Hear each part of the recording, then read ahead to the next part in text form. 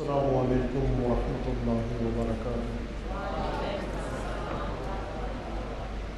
اعوذ باللہ من الشیطان الرجیم، بسم اللہ الرحمن الرحیم۔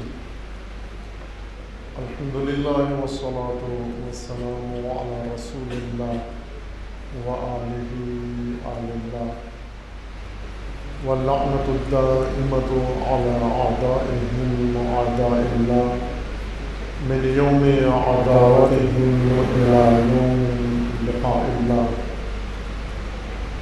اوصیکم عباد اللہ ونفسی بتقوی اللہ، اتقوا اللہ فإن خیر الزاد التقوی۔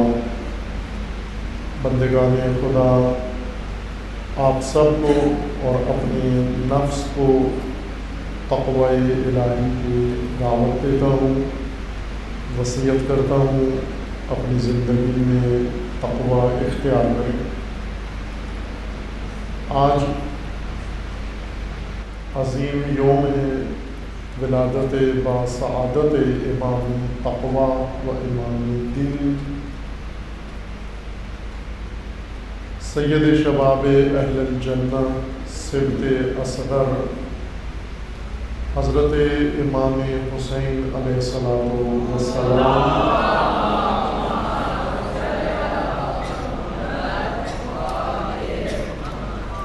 تمام راہروان راہ ولایت و امامت و تمام امت اسلامیہ کو تبریک و تہنیت مبارکباد عرض ہے کہ خداوند تبارک و تعالی ہم سب کو و تمام امت کو امام تقوی کی راہ پر چلنے کی توفیق عطا فرمائے۔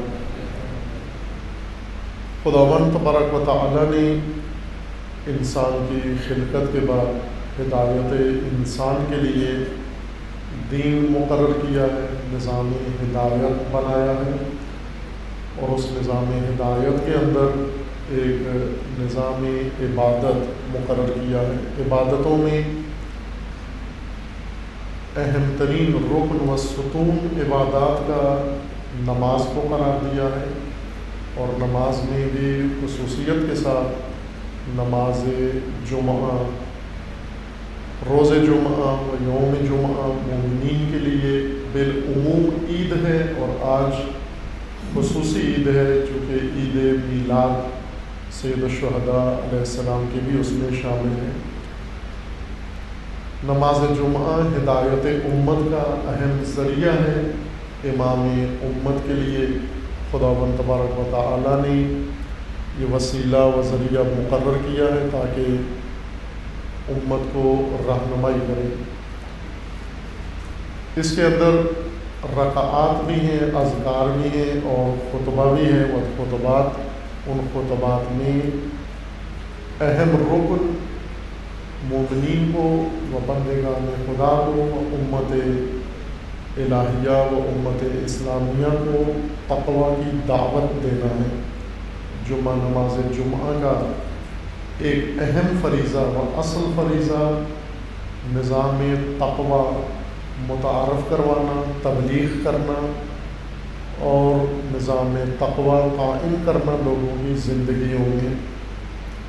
تقوی کے متعلق قرآن کریم نے سب سے زیادہ تاکید فرمائی ہے متعدد آیات میں، اور اس سے کئی گنا زیادہ روایات ہیں معصومین علیہم السلام سے مروی و منقول، جن میں مومنین کو تقوی کی دعوت ہے۔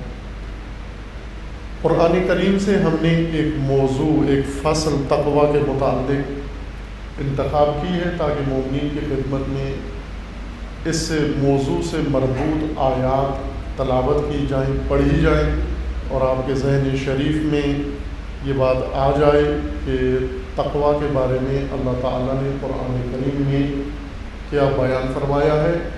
ایک موضوع یہ ہے کہ ہم یہ مشاہدہ کریں کہ متقین کے لیے قرآن کیا ذکر کر رہا ہے۔ تمام امور، تمام کمالات، دنیا و آخرت کے مقامات و درجات متقین کے لیے اللہ نے مخصوص قرار دیے ہیں۔ قرآن کریم ہدایت ہے متقیوں کے لیے، اور عبرت بھی متقی لیتے ہیں۔ جو غیر متقی ہیں وہ تفریح کرتے ہیں، وہ محظوظ ہوتے ہیں مختلف مناظر دیکھ کر، لیکن باتقویٰ لوگ عبرت لیتے ہیں۔ اس کے متعلق آیت گزشتہ ہفتے آپ کی خدمت میں پڑھی گئی تھی۔ آج آیت دیگر سورہ مبارکہ بقرہ میں ہیں، اور وہ بھی متقین کے بارے میں ہیں۔ یہ آیا 194 میں سورہ مبارکہ بقرہ میں ہے۔ سورہ مبارکہ بقرہ آیا 194 میں 194 میں اللہ تعالیٰ نے ایک قانون ذکر فرمایا ہے عمومی، اور اس قانون کے بعد یہ ایک عام تقویٰ کے بارے میں فارمولہ ذکر کیا ہے، ضابطہ اہل ایمان کو ذکر کیا ہے۔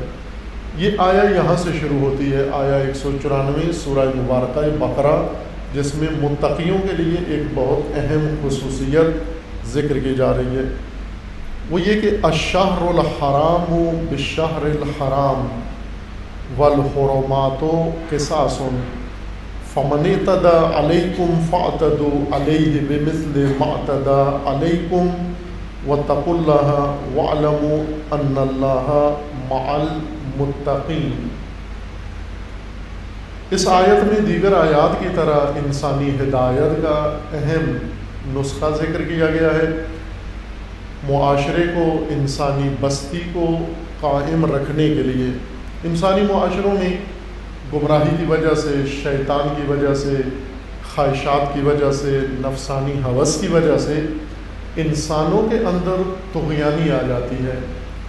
جس طرح دریاؤں میں طغیانی آتی ہے اور حد سے بڑھ جاتے ہیں، اور دریا حد سے بڑھ کر سیلاب بن کے لوگوں کی زندگیوں کو ویران کرنا شروع کر دیتے ہیں، تباہ کرتے ہیں۔ کہ پاکستان میں ہر سال ایسا طغیان آتا ہے، فصلیں تباہ ہو جاتی ہیں، شہر اجڑ جاتے ہیں، گاؤں مسمار ہو جاتے ہیں، کہ سال ہا سال سے صرف تباہی پھیلتی ہے اور اس کو آباد نہیں کیا جاتا۔ پچھلے سال سیلاب آیا تھا پنجاب کے بہت سارے علاقوں میں، اور تباہی پھیلائی تھی، جو ابھی تک لوگ بے گھر اور بلا سایہ و چھت زندگی بسر کر رہے ہیں۔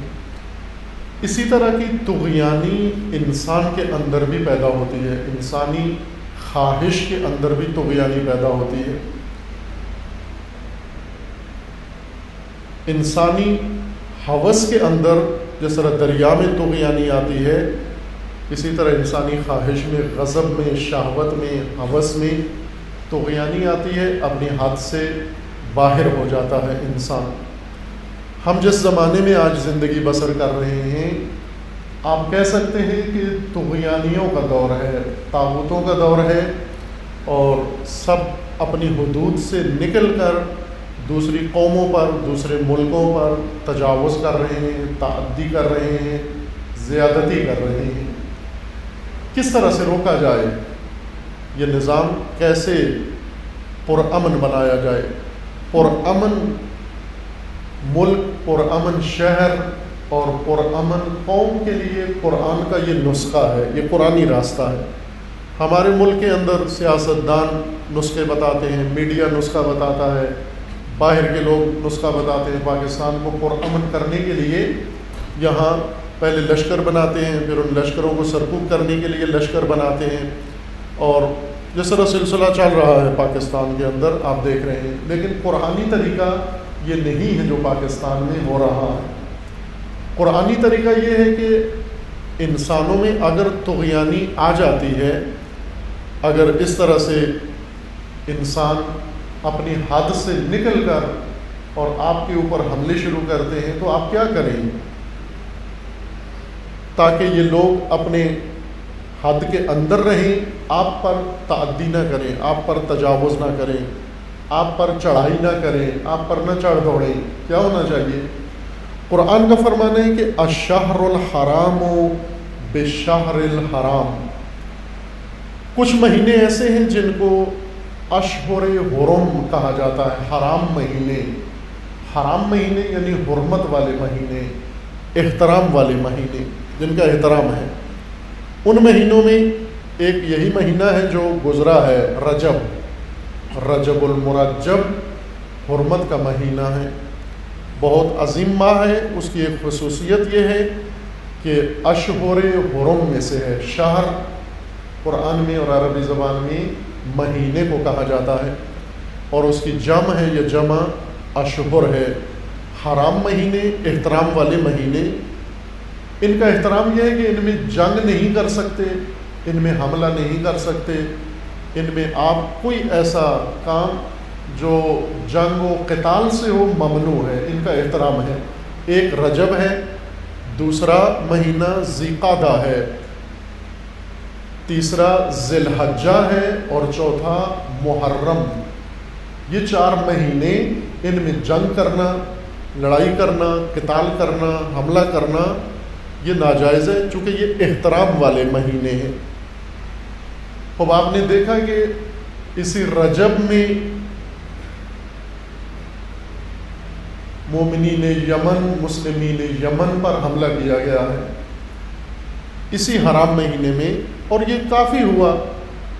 جس طرح زمینوں میں ایک حرم ہے، حرم احترام والی زمین کو کہتے ہیں، جیسے کعبہ و مکہ حرم کہلاتا ہے، احترام والا علاقہ جس کے اندر جنگ و جدال اور قتال ممنوع ہے۔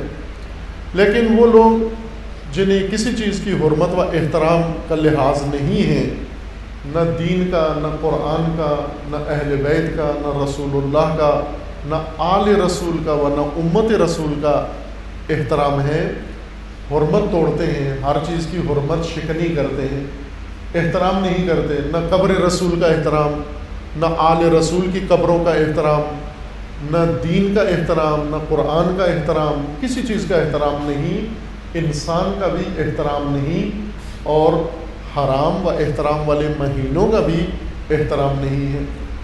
کعبے پہ قبضہ کیا ہوا ہے، اور ایسے مہینے میں یمن پر حملہ کیا جس میں جنگ و قتال حرام ہے، وہ ممنوع ہے، وہ رجب ہے، گزشتہ مہینہ۔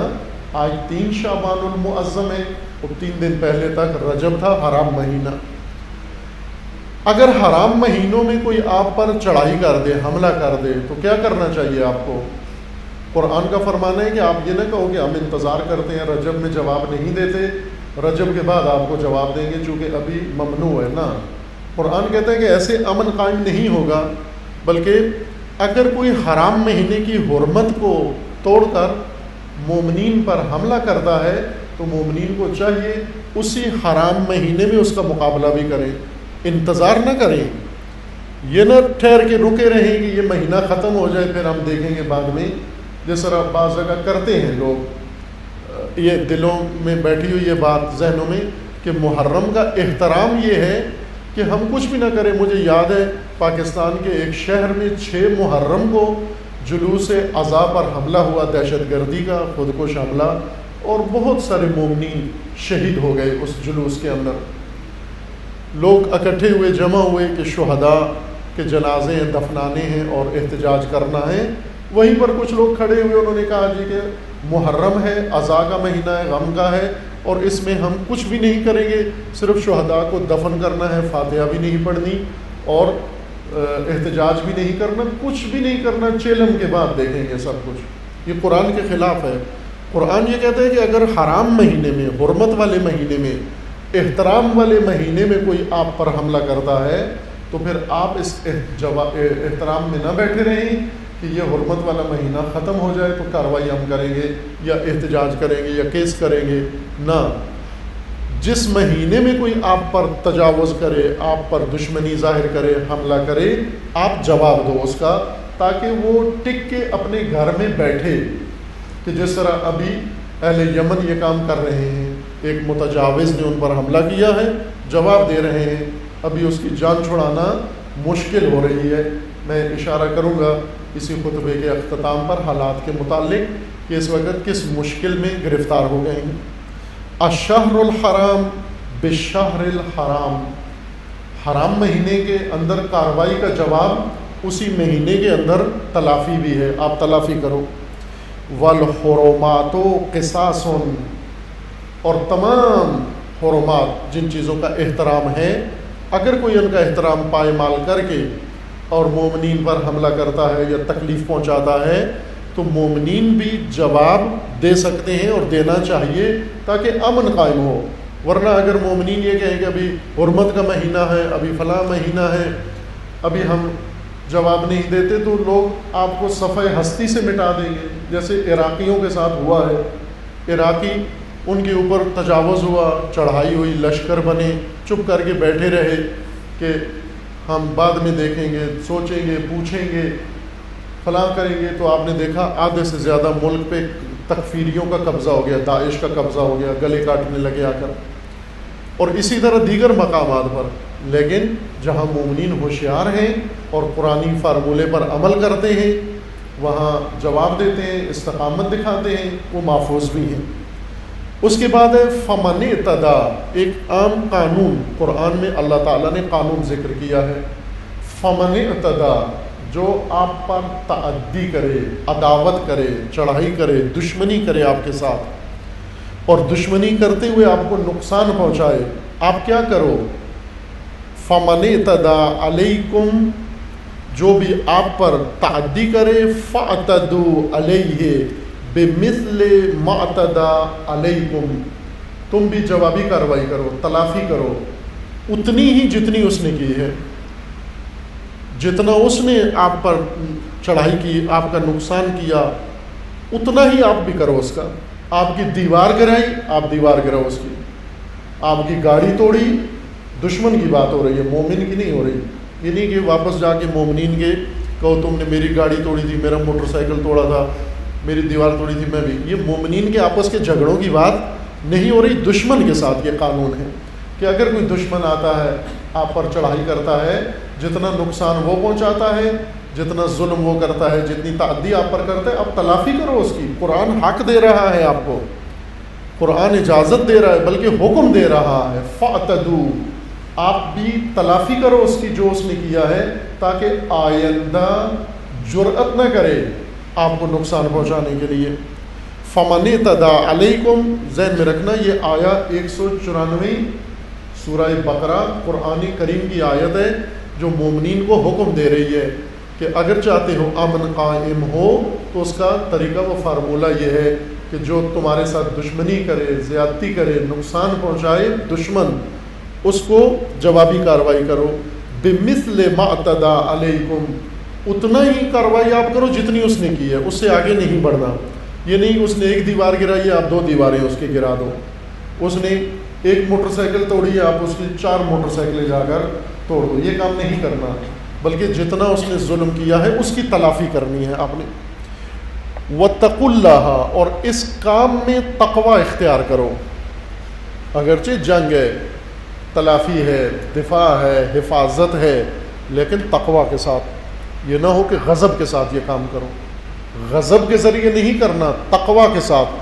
انتقام کے کینے سے یہ کام نہیں کرنا، انتقام کی آگ کے ساتھ یہ کام نہیں کرنا.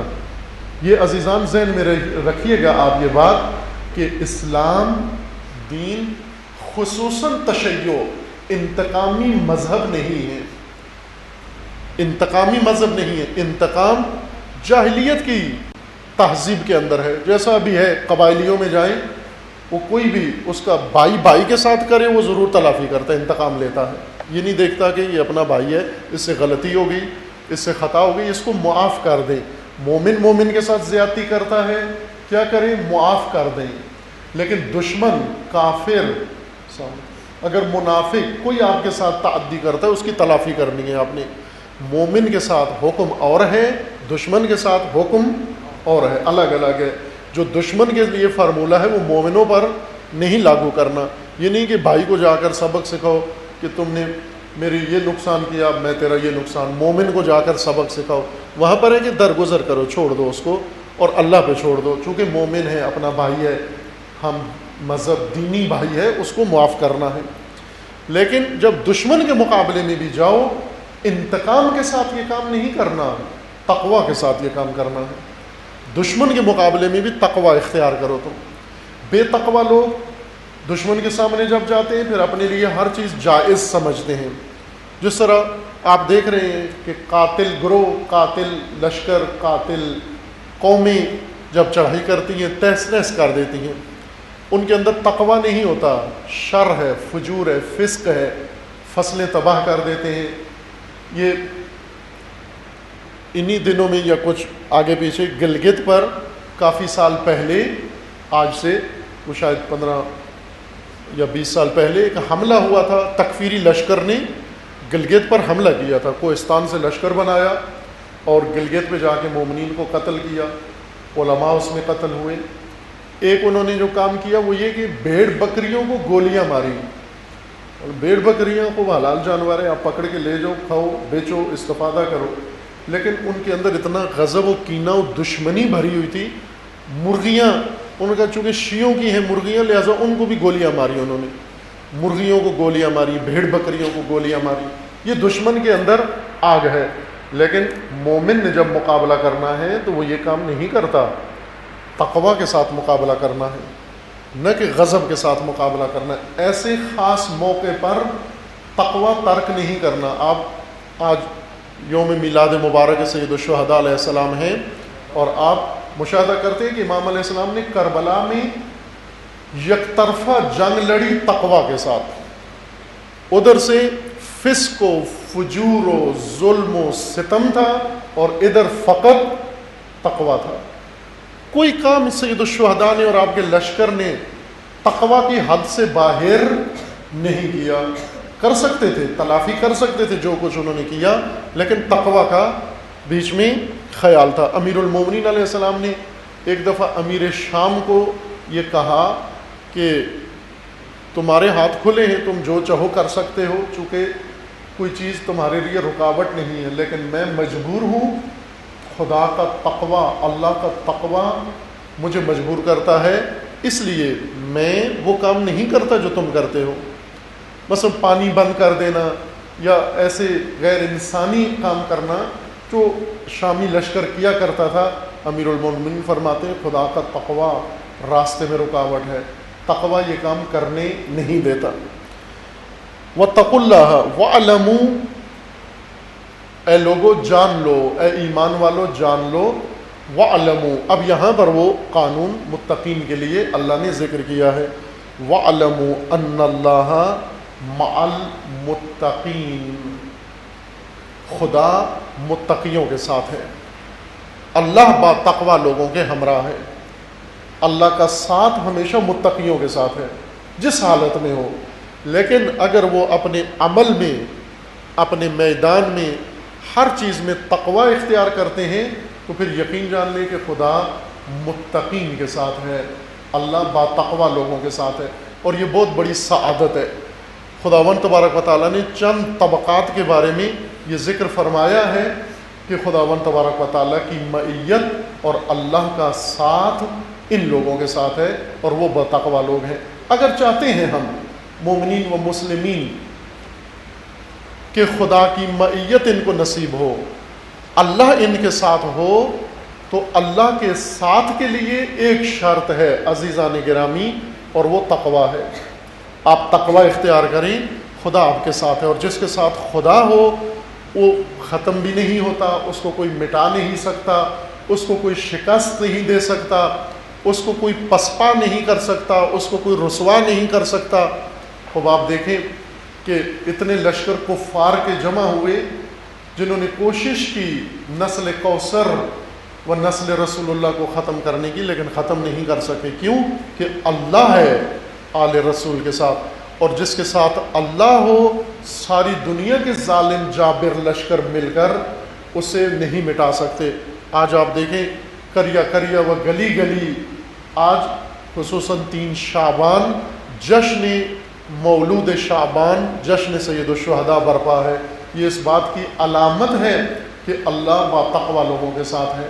ورنہ وہ لشکر جنہوں نے آل رسول کو ختم کرنے کی کوشش کی، حسین کو شہید کر دیا، قتل کر دیا، لیکن آج بھی نام حسین ہر ذرے سے نکل رہا ہے، ہر پتے سے نکل رہا ہے، ہر ہوا کے جھونکے سے نام حسین لوگوں کو سنائی دے رہا ہے. کیوں؟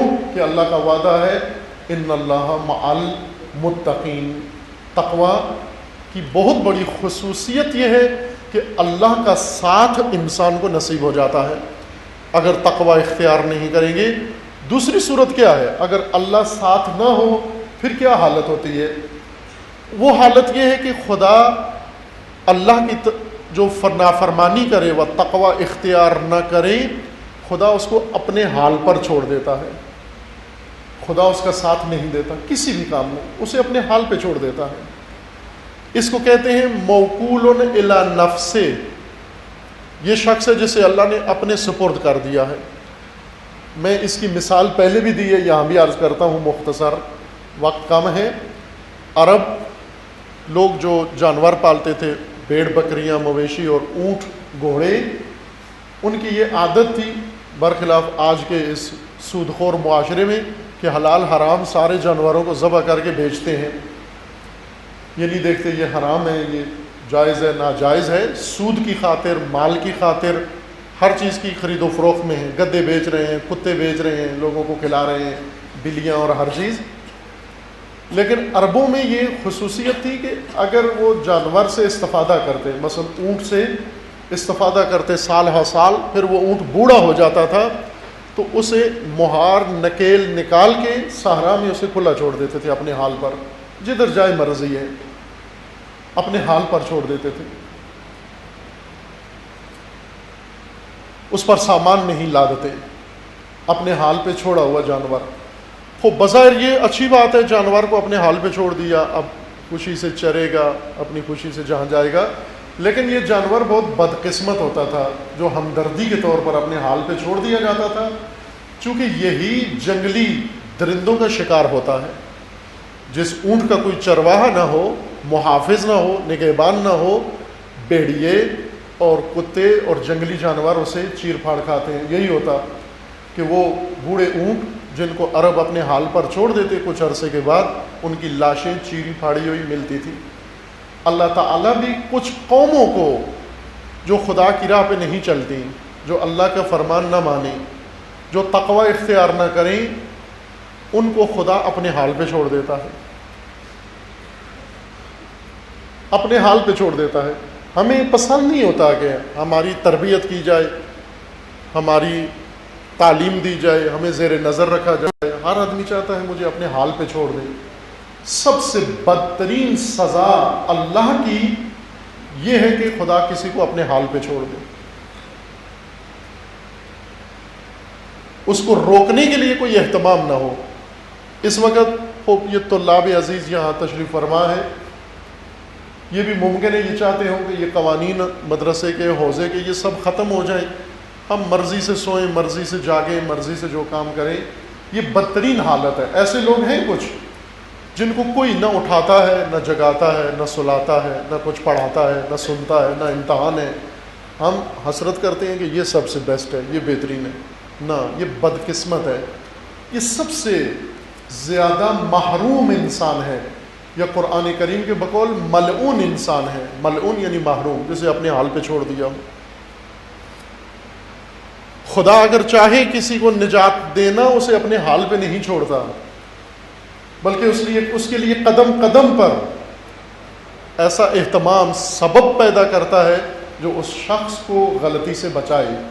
اور ہم بھی یہ دعا نہ کریں کہ خدایا ہمیں اپنے حال پہ چھوڑ دے، ہمیں اس سختی سے نکالنا، بلکہ ہم یہ کہیں کہ پروردگارا ہمیں ہمیشہ ائمہ کے زیر سایہ تربیت کی توفیق عطا فرما، رسول کے زیر سایہ تربیت کی توفیق عطا فرما، ماں باپ کے زیر سایہ زندگی نصیب فرما، معلم اور مربی کے سائے میں زندگی نصیب فرما۔ ہمارے استاد بزرگوار جو کافی عمر مسن ہو چکے تھے، ان کی یہ فرمان تھا، وہ یہ کہتے تھے میری ابھی بھی حسرت ہے۔ وہ خود 60-70 سال کے تھے، اور 60-70 سال میں وہ یہ کہتے تھے کہ میں آج بھی جی چاہتا ہے کہ کوئی استاد ہو، 70 سالہ استاد، یہ آرزو کر رہا ہے کہ میرا آج بھی جی چاہتا ہے کہ وہی استاد میرا جو جوانی میں تھا وہ آج بھی ہو، وہ آج بھی مجھے اٹھائے، آج بھی مجھے سمجھائے، آج بھی مجھے متوجہ کرے، رہنمائی کرے کہ یہ کام کرو، یہ نہ کرو، چونکہ ضرورت ہے۔ میں وہ انسان نہیں بننا چاہتا جس کو اللہ نے اپنے حال پہ چھوڑ دیا ہو۔ نہج البلاغہ میں امیر المومنین علیہ السلام نے یہ ذکر کیا ہے کہ سب سے برے دو انسان ہیں، سب سے برے، جن کو خداوند تبارک و تعالی نے سب سے برا قرار دیا ہے. ان ابغض الخلائق رجلان، سب سے برے دو آدمی ہیں. ایک وہ شخص جو عالم نہیں ہے اور عالم بن گیا ہے، بننا چاہتا ہے اور لوگوں نے اس کو عالم بنا دیا ہے، یہ سب سے برا انسان ہے. اور دوسرا رجل وکلہ اللہ الی نفسہ، دوسرا وہ انسان ہے جس کو خدا نے اپنے حال پہ چھوڑ دیا، جا تو چر چوگ جا مرضی ہے، جو کرنا چاہتا ہے کر. جس طرح یہ جانور جو عرب چھوڑ دیتے تھے اپنے حال پر، یہ چارہ نہیں کھاتا تھا، غلاظت کھاتا تھا ڈھیر پہ جا کر، چونکہ اونٹ جب اپنے حال پہ چھوڑ دیا جائے گندگی کھانا شروع کر دیتا ہے. اس کو کہتے ہیں جلال، گندگی خور، ڈھیر پہ کھانے والا اونٹ، جلال اس کو کہتے ہیں. ہو یہ اونٹ اپنے حال پہ چھوڑے تو گندگی کھائے گا. خداوند تبارک و تعالیٰ نے فرمایا کہ اللہ متقین کے ساتھ ہے، جو با تقوی ہیں اللہ ان کے ساتھ ہے. لیکن جن کے ہاں تقوی نہیں ہے خدا نے ان کو اپنے حال پہ چھوڑ دیا ہے.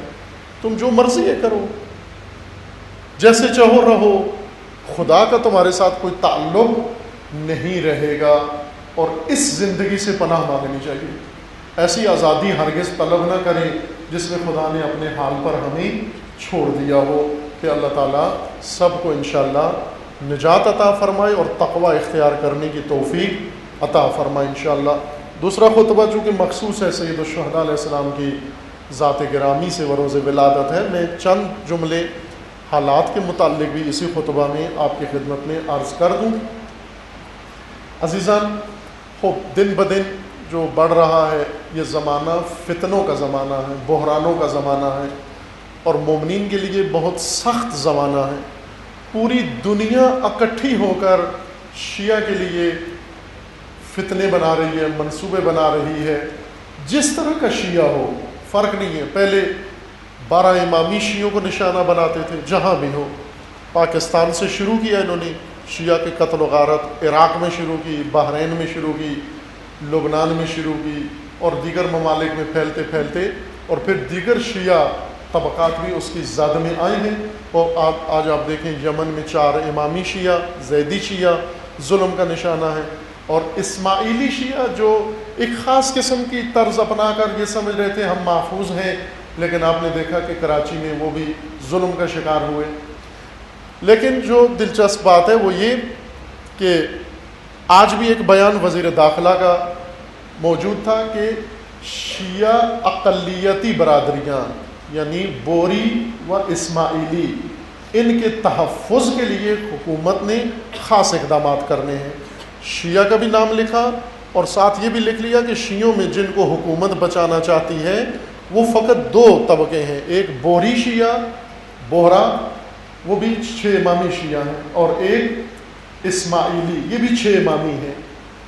پچھلے خطبے میں آپ کی خدمت میں اشارہ کیا تھا کہ حضرت امام صادق علیہ الصلوۃ والسلام کے سب سے بڑے فرزند جناب اسماعیل تھے. وہ امام علیہ السلام کی زندگی میں وفات پا گئے، لیکن کچھ لوگ ایسے تھے امام کی زندگی میں جنہوں نے یہ ذہن میں رکھ لیا کہ اسماعیل زندہ ہیں، پردہ غیبت میں چلے گئے ہیں، وفات نہیں ہوئی، اور انہوں نے حضرت موسیٰ کاظم علیہ السلام کو امام نہیں مانا. ان کے پیروکاروں کو اسماعیلی کہتے ہیں، 6 امامی یا اسماعیلی. ان کی شاخیں ہیں، ایک ان میں سے آغا خانی اسماعیلی ہیں، اور ایک ان میں سے بہرا جو جن کا مرکز ہندوستان میں ہے، بمبئی میں. ان کے امام پیشوا برہان الدین وہ گزشتہ سال ظاہراً وفات پائی ہے انہوں نے. ابھی ان کے نئے امام ہیں، ان کا نام میرے ذہن سے اتر گیا ہے، لیکن دوسری شاخ ان کی جو آغا خانی کہلاتے ہیں یہ پوری دنیا میں موجود ہے. ان کے امام پرنس کریم آغا خان ہیں جو ظاہراً سویڈن میں پیدا ہوئے ہیں اور پیرس میں مقیم ہے اس وقت، اور وہ ان کے پیشوا ہیں. یہ سب ان کے پیروکار ہیں، پاکستان کے مختلف علاقوں میں رہتے ہیں. گلگت میں سب سے زیادہ ہیں، ہنزا میں، اور پھر کراچی اور دیگر شہروں میں موجود ہیں اکادو کا. خوب یہ پرامن برادری ہے جب سے پاکستان میں، بلکہ غیر پاکستان میں بھی انہوں نے اپنا اظہار وجود کسی شعبہ منی یا ویلفیئر کے کام کرتے ہیں، اچھے رفائی کام کرتے ہیں. ان کو بچانے کے لیے پاکستانی حکومت بہت سیریس ہے. ان کی بس پر حملہ ہوا اور پاکستان کے وزیر اعظم، صدر، آرمی چیف، چیف جسٹس سب نے مل کر ان کے جماعت خانوں میں گئے، تعزیت تسلیت کی، اور پرنس کریم آغا خان کو فون کر کے تعزیت و تسلیت کی اور عہد کیا. اور اس سے بھی دلچسپ بات یہ ہے کہ ایک ہفتے کے اندر اندر اس واقعے کے ذمہ داروں کو پکڑ لیا، ماسٹر مائنڈ بھی پکڑ لیا اور بس پر حملہ کرنے والوں کو پکڑ لیا. اور جو لوگ تھے جن میں سے 4 کا اعلان ہوا اور بتا بھی دیا، آئے روز اخبار میں تھوڑی تھوڑی کر کے خبریں ان کے بارے میں آ رہی ہیں. سعد عزیز کے نام سے ماسٹر مائنڈ تھا اور ایک کوئی قاری معاویہ تھا اس کے اندر. یہ پڑھے لکھے بہت ہی ہائی تعلیم یافتہ لوگ، ملک کی یونیورسٹیوں سے آئی ٹی کے اسپیشلسٹ اور ماہر، یہ گروپ بنا اور انہوں نے جہاں اور بہت سارے ظلم کیے. یہ اخباری باتیں میں کر رہا ہوں جو اخباروں میں آیا ہے. اب آپ توجہ کریں کہ ایک کمیونٹی پر، وہ بھی پاکستانی ہیں اور شیعہ، 6 امامی شیعہ، ان پر حملہ ہوتا ہے. ایک ہفتے کے اندر اندر ان کے قاتل پکڑے جاتے ہیں اور ان کو تعزیت و تسلیت دی جاتی ہے. پوری حکومت الرٹ ہو جاتی ہے. اور کراچی میں پاکستان کی تاریخ کی سب سے بڑی سیکیورٹی میٹنگ ہوتی ہے جس میں تمام فورسز، ایجنسیاں، سیاست کے بڑے رہنما سارے شریک ہوتے ہیں اور وہیں عہد کرتے ہیں کہ ہم نے اس واقعے کے ذمہ داروں کو پکڑنا اور پکڑ لیا ایک ہفتے کے اندر اندر. اور یہ ریاستی قوت ہے، طاقت ہے جس کا انہوں نے مظاہرہ کیا اور الحمدللہ وہ پکڑ لیے. اب یہ بھی امید ہے کہ کیفر کردار تک بھی پہنچیں گے. لیکن اس کارروائی کے اندر ایک پیغام ہے. آج کا بھی وزیر داخلہ کا بہت سری پیغام تھا کہ ایک خصوصی فورس گویا بنائی جائے گی، اسپیشل ایک حفاظتی پیکج دیا جائے گا اقلیتی شیعہ برادری کو، یعنی شیش امامی، اسماعیلی و بہرا، ان دونوں کے لیے حفاظتی انتظامات ہو رہے ہیں. لیکن اثنا عشری، 12 امامی، نہ وہ ان کے لیے نہ کوئی قاتل ان کا پکڑا جاتا ہے. ایک ہفتہ تو کیا 25 سال سے کوئی پکڑا نہیں گیا. اگر کوئی پکڑا بھی جائے تو اسے باعزت جیل سے بری کر دیتے ہیں. جب سے ایکشن پلان بنا ہے حفاظتی پاکستان کے اندر، اسی دن سے قاتلوں کو آزاد کرنا شروع کر. نجف مسجد اسلام آباد پہ جنہوں نے دھماکہ کیا ان کو آزاد کر دیا گیا، اور ملتان میں جنہوں نے کارروائی کی انہیں آزاد کر دیا گیا. جہاں جہاں کوئی شیعہ، 12 امامی شیعہ کا قاتل تھا، عزت کے ساتھ بری کر دیا گیا ان کو. مومن پورہ واقعہ لاہور میں جو ہوا، ان کے قاتلوں کو آزاد کر دیا گیا. ایک آدمی کو کسی نے اگر مارا وہ پھانسی چڑھ رہا ہے، اور شیعہ قوم کے ہزاروں بے گناہ افراد کے قاتلوں کو آزادی دی جا رہی ہے. کیوں؟ اس لیے کہ آج دنیا میں اثنا عشری تشیع دنیا میں اظہار وجود کیا، اس نے ایک طاقت، عزت اس نے حاصل کی ہے. اس وقت تمام منصوبے اس تشیع کے محاصرے کے لیے ہیں. عراق میں 12 امامی شیعہ ہیں، داعش بنایا، لشکر بنایا عراق کے اندر. لبنان میں 12 امامی شیعہ ہیں، ان کے لیے الگ لشکر بنایا. بحرین میں 12 امامی شیعہ ہیں، ان کے لیے الگ لشکر بنایا. ایران میں 12 امامی شیعہ ہیں، ان کے لیے الگ لشکر بنایا. پاکستان میں اکثریت 12 امامی شیعہ ہیں، ان کے لیے الگ لشکر بنایا. ایک شاخ کے لیے فوراً سارے حکومتی ذمہ دار جا کر تعزیت و تسلیت کرتے ہیں، اور ایک تشیع کی شاخ ہے جس کو مٹانے کے لیے سارے کمر بستہ ہیں، سب کے سب، عرب ملک، غربی ملک، سیونسٹ اور مقامی حکومتیں نام نہاد مسلمان ممالک میں اور از جملہ پاکستان کے اندر، کہ باقاعدہ عدالتیں تحفظ دیتی ہیں تشیع کے قاتلوں کو اور ان بے رحم درندوں کو تحفظ دیتی ہیں. تو کیا چارہ جوئی ہے؟ ہم بھی اگر یہ توقع رکھیں کہ جس طرح جب یہ کہتے ہیں دہشت گردی کے خلاف ہم کارروائیاں کر رہے ہیں تو ہم خوش ہو جاتے ہیں کہ دہشت گردی ختم ہونے والی ہے، شیعہ محفوظ ہو جائے گا. عزیزمان، سادہ لوحی ہے، یہ غلط فہمی ہے، یہ تخیل و توہم ہے. آپ کے تحفظ کے لیے دنیا میں کوئی بھی نہیں سوچ رہا، چونکہ یہ شیطانی لشکر آپ کی سرکوبی کے لیے بنائے گئے ہیں. تشیع کی نابودی کے لیے بنائے گئے ہیں، تشیع کی کمر توڑنے کے لیے بنائے گئے ہیں، دوسروں کو اعلان کر کے مستثنا قرار دے کر۔ وہ وزیر داخلہ صاحب کو یہ سوچنا چاہیے تھا کہ پاکستان میں سب سے زیادہ نقصان دہشت گردی کی وجہ سے کس کا ہوا؟ اثنا عشری تشیع کا ہوا۔ تو پہلے تحفظ ان کو دیا جائے۔ اگر آپ واقعی ملک کے مخلص حکمران و خدمت گزار ہیں، اعلان کرو کہ تشیع کی حفاظت کے لیے خصوصی فورس بنا رہے ہیں، استثناء کر کے 6 امامی کو، اور یہ کہہ رہے ہو کہ ہم آغا خانی و بوہری ان پر حملے نہیں ہونے دیں گے، لیکن اثنا عشری ان کے لیے جو لشکر بنائے تھے ظاہر وہ بے روزگار ہو جائیں گے۔ عرب پیسہ جتنا لگا ہے، جو لشکر پاکستان میں بنے ہوئے اور پاکستان سے باہر جا رہے ہیں، آپ ان دھوکوں میں نہ آئیں، آپ ان بیانات کی چکروں میں نہ آئیں۔ عزیزان من، فتنوں میں زندہ رہنے کے لیے ہوشیاری و بیداری کی ضرورت ہے۔ کس چیز کی ضرورت ہے؟ میں اشارہ کروں گا خطبہ دوم میں۔ اگر آپ چاہتے ہو بحرانوں میں اثنا عشری، وہ تشیع جس کی سرکوبی کے لیے پوری دنیا آج تمام یزیدیت کمر بستہ ہے، تمام یزیدیت کمر بستہ ہے، اس کے پاس نجات کا راستہ، تحفظ کا راستہ ایک ہے، اس کے علاوہ دوسرا راستہ نہیں ہے، اور وہ ہستی جس کا آج یوم ولادت ہے، سیرت حسین علیہ السلام، سیرت سید الشہداء علیہ السلام، سیرت امام حسین علیہ السلام کا راستہ تشیع کی نجات و بقا کا راستہ ہے۔ چونکہ یزیدیوں کے ہی حکمرانیوں کے سائے میں یہ شجرہ طیبہ پلا ہے، بڑا ہے، اور آج یہاں تک پہنچا ہے، اور آگے انشاءاللہ قیامت تک آباد رہے گا یہ۔ اور ایک ہی ہمارے پاس راستہ ہے، سیرت حسین علیہ السلام پر عمل کرنا۔ اس لیے آپ ان چکروں میں، ان دھوکوں میں نہ آئیں۔ عراق میں اور سوریہ میں تکفیری لشکر نے کامیابیاں حاصل کی ہیں۔ رمادی شہر الانبار سب سے بڑا صوبہ ہے عراق کا، اور اس کے مرکز پر رمادی پر داعش نے دوبارہ قبضہ کر لیا۔ پہلے قبضہ تھا اور ملیشیا نے اس کو چھڑایا، دوبارہ انہوں نے قبضہ کر لیا اس پر۔ اور اسی طرح ایک بڑی کامیابی داعش کو، تکفیری لشکر کو سوریہ میں حاصل ہوئی ہے، اور وہ پالمیرا شہر ہے، دنیا کا سب سے بڑا تاریخی آثار قدیمہ میں سے۔ جب روم کی حکومت تھی، یہ شام، موجودہ شام اور لبنان اور فلسطین، یہ سلطنت روما کا حصہ تھے اسلام سے پہلے، روم کی قلمرو میں تھے۔ روم کی قلمرو میں شام کے اس شہر میں، پالمیرا میں، یہاں پر بہت بڑا شہر تھا تجارتی۔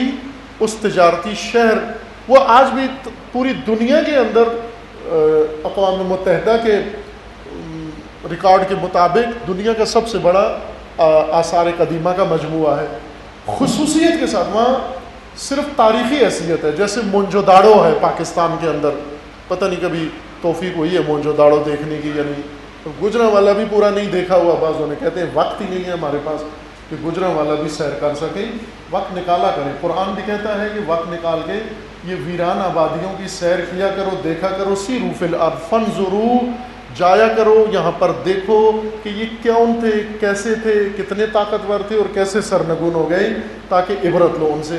وقت نکال کے دیکھا کرو۔ پاکستان میں آثار قدیمہ ہڑپا ہے، ٹیکسلا ہے، مونجو داڑو ہے، اور اس طرح کے چند مقامات ہیں، جایا کریں۔ دنیا کا سب سے بڑا ذخیرہ یا مجموعہ آثار قدیمہ کا یہی پالمیرا شہر کہلاتا ہے، سوریہ کے اندر ہے، جو رومی حکومت کے زمانے میں بنا تھا، پھر ویران ہوا۔ اس میں آبادی نہیں ہے، کوئی اس کی سوکل جیشی حیثیت نہیں ہے، اس پر داعش نے قبضہ کیا، کروایا گیا۔ کیوں؟ اس شہر میں جانے سے پوری دنیا میں اس کو کوریج ملی ہے، ٹی وی پر، میڈیا پر۔ داعش کی بہت بڑی کامیابی ثابت کرنے کے لیے اس شہر پر قبضہ کروایا گیا، اور ساتھ ہی رمادی پر۔ کیوں قبضہ کروایا گیا؟ اس کے کئی پہلو ہیں، یہاں وقت نہیں میں ان سب کی طرف اشارہ کروں، صرف ایک نقطہ آپ کی خدمت میں عرض کرنا چاہتا ہوں، اور وہ یہ کہ یہ سعودی عرب کے اندر جو احمق طبقہ، پہلے بھی احمق تھے، بے وقوف، ان کی نسل سے بے وقوف ترین لوگ ابھی حکومت میں آئے ہیں۔ اور یہ ڈانسر کلب کا جو وزیر دفاع ہے ان کا، محمد بن سلمان، جو چند ہفتے پہلے تک کلبوں میں ڈانس کرتا تھا اور آج وزیر دفاع اور ولی عہد اور کیا کیا بن گیا ہے. یہ 27-28 سالہ جوان فاسد و انتہائی کرپٹ انسان، اس نے تفریح کے طور پر یمن پر حملہ کر دیا اور آ کر کچھ ثابت کرنا چاہتا تھا، اور یمن میں آپ نے دیکھا کہ برے طریقے سے ناکام ہوئے. اب یمن پر حملہ کچھ مقاصد کے لیے تھا، یمن سے جان چھڑانے کے لیے عراق اور سوریہ میں کامیابیاں داعش کو دلوا رہے ہیں تاکہ لوگوں کی توجہ ادھر جائے، داعش اور عراق رمادی اور پالمیرا کی طرف چلی جائے، سوریہ کی طرف چلی جائے. سارے مل کر ان کی مدد کر رہے ہیں تاکہ کسی طرح یمن سے ان کو نکلنے کا موقع مل جائے، عزت کے ساتھ نکلنے کا موقع مل جائے. لیکن خب جیسا یمنیوں نے ان کو پیغام دیا کہ جنگ جو شروع کرتا ہے وہ ختم نہیں کرتا، شروع کوئی کرتا ہے ختم کوئی اور کرتا ہے. اور پھر ایسی قوم سے جنگ کہ اگر اس کے خلاف کوئی یزید جنگ شروع کر دے تو وہ 1400 سال تک جنگ ختم نہیں کرتے. یزید اعلان کرتا ہے ختم ہو گئی، یزید اعلان کرتا ہے اسیر آزاد ہو گئے، یزید اعلان کرتا ہے میں نقصان کا معاوضہ دیتا ہوں، یزید اعلان کرتا ہے میں مذاکرات کے لیے تیار ہوں. لیکن یہ اس کی غلط فہمی ہے. اسے جناب سیدہ زہرا نے، ثانیہ زہرا نے جواب دیا شروع تم نے کیا ہے، ختم ہم کریں گے، اور ابھی ختم نہیں کرنا. کب ختم ہوگی؟ کہ جب فرزند زہرا کا ظہور ہوگا اس وقت یہ جنگ ختم ہوگی، اس وقت تک یہ جنگ جاری ہے. یہ ہر یزید کو پیغام ہے کہ اگر تم نے شروع کی جنگ پھر ختم کرنا تمہارے پاس میں نہیں ہے. یہ جنگ اگر ہزاروں سال بھی طول اس نے کھینچا تو ہم میدان میں حاضر ہیں، چونکہ بقیت السیف ہیں، اور بقیت السیف تلواروں کے بچے کھچے وہ مرنے سے اور شہادت سے نہیں ڈرتے، وہ در حقیقت پھیلتے ہیں اور خدا ان کے ساتھ ہے اور خدا ان کا حامی و ناصر ہے. عزیزان، پاکستان اور عالمی حالات جو فتنہ اپنے اندر پال رہے ہیں، اس فتنے کے اندر فقط ایک طبقہ مد نظر ہے. یہ سب تشیع کے لیے فتنے کھڑے کیے گئے ہیں، صرف شیعہ کے لیے. اور ہمیں پاکستان میں شاید اس نقطے کا احساس نہ ہو، لیکن اگر آپ عالمی حالات کا جائزہ لیں، اس وقت تشیع جس قدر ترقی میں ہے، طاقت بن کے ابھر رہا ہے، تمام یزیدی شیطانی طاقتوں کے مقابلے میں بوکھلائے ہوئے ہیں. کیمپ ڈیوڈ میں عرب ملکوں کو بلا کر اوباما نے میٹنگ کی، اور صرف ایک ایجنڈا تھا اس کا کہ تشیع سب سے بڑا خطرہ ہے تمہارے لیے، اور بچانے کے لیے تم امریکہ کا سہارا لو. اور یہ بھی گئے وہاں جا کر امریکہ سے ضمانت مانگتے ہیں. اسے کہتے ہیں لکھ کے دو ادھر کہ ہمیں تم نے بچانا ہے. خوب کس سے بچانا ہے؟ ایک وہ کہتے ہیں کہ ایران شیعہ ہے، ایران سے بچانا ہے، بس ایران کو تباہ کرو. امریکہ کو ڈیمانڈ کرتے ہیں. ابھی ناراض ہیں یہ لاڈلے بچے امریکہ کے. امریکہ سے شاہ سلمان ناراض ہو گیا ہے.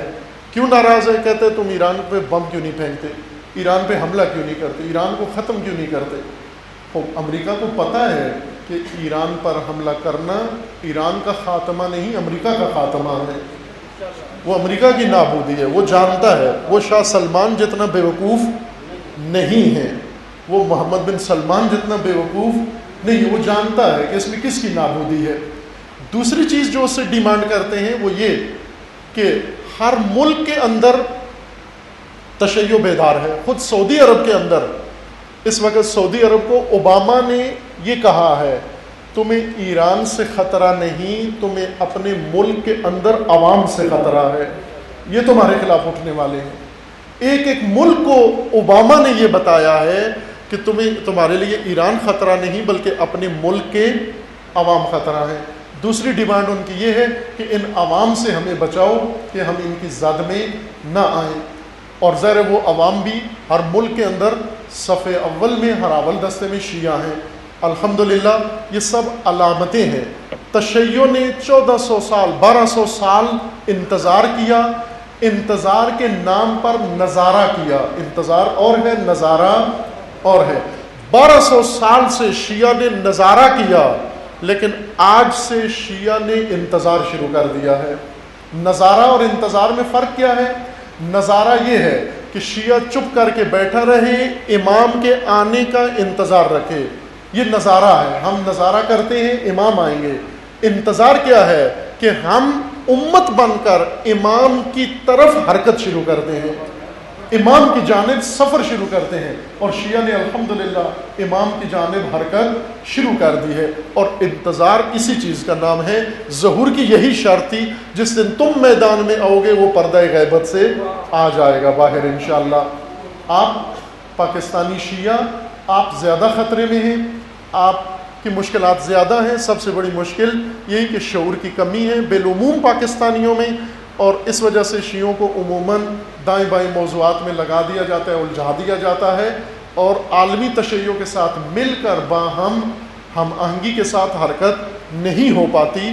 ہمارے رہنما، بزرگان، علماء سب کا یہ فریضہ ہے، عوام، متدینین، جوانان، ہر ایک کا، خواتین و مرد، کہ اپنی سطح شعور و بیداری کو بلند کریں، تاکہ انشاءاللہ اس کاروان میں پیچھے نہ رہ جائیں ہم، کہ جب وہ عصر ظہور آئے، غلبہ دین کا زمانہ آئے، تو پاکستانی ہراول دستے میں کھڑا ہوا ہو۔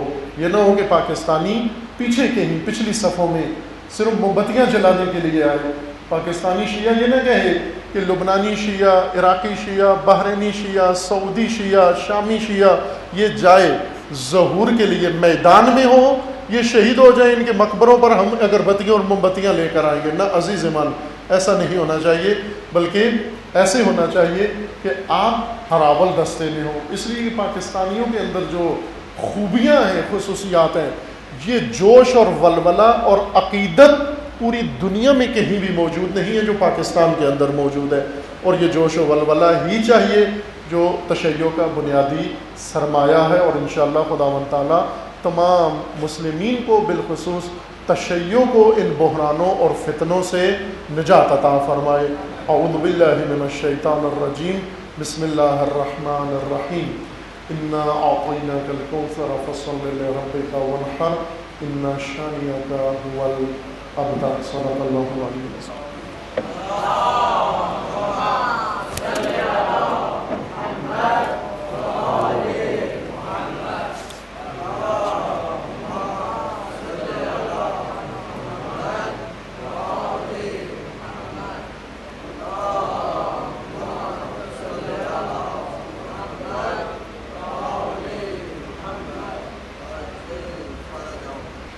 اعوذ باللہ من الشیطان الرجیم، بسم اللہ الرحمن الرحیم۔ الحمدللہ والصلاة والسلام علی رسول اللہ وآلہ آل اللہ، لا سیما علی امیر المؤمنین علی ابن ابی طالب علیہ الصلاة والسلام، وفاطمة الزہرا سیدۃ نساء العالمین، والحسن والحسین سیدی شباب اہل الجنہ وسبطی الرحمہ، وعلی ابن الحسین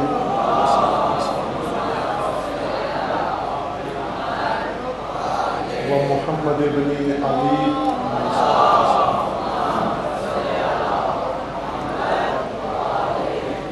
وجعفر ابن محمد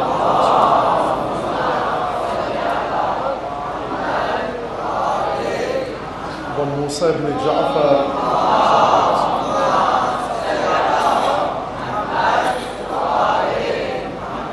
وعلی ابن موسیٰ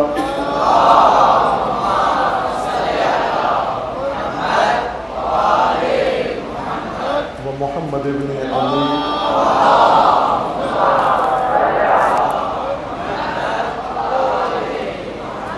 وعلی ابن محمد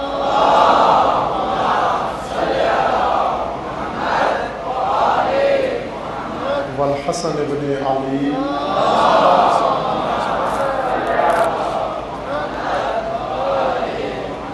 والحجة ابن الحسن القائم المہدی علیہ الصلاۃ والسلام، حجج اللہ علی عبادہ و امناؤہ فی بلادہ، واللعن علی اعدائہم اجمعین من الآن الی قیام یوم الدین۔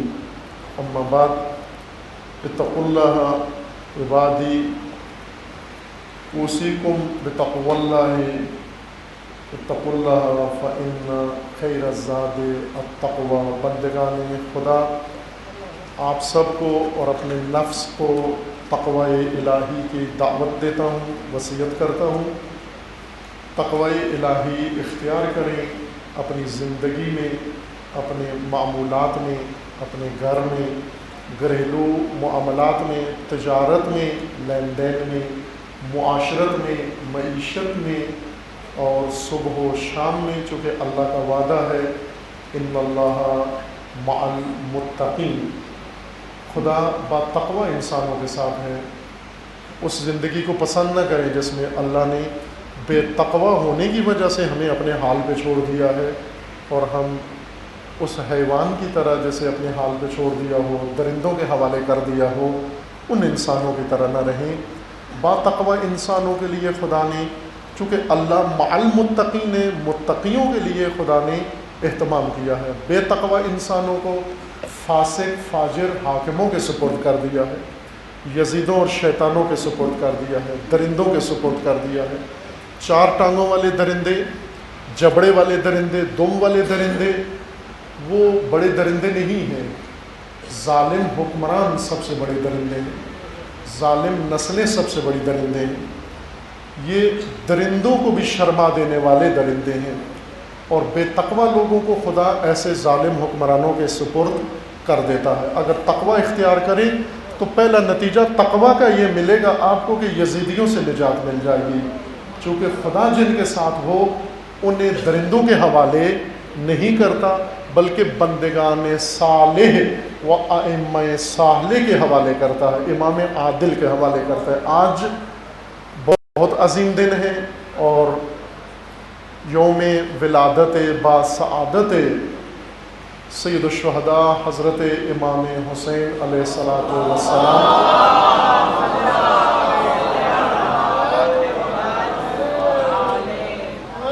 آپ تمام مومنین، حاضرین، جوانان و تمام ملت اسلامیہ و تمام راہروان راہ ولایت و امامت کو مبارکباد عرض ہے مناسبت۔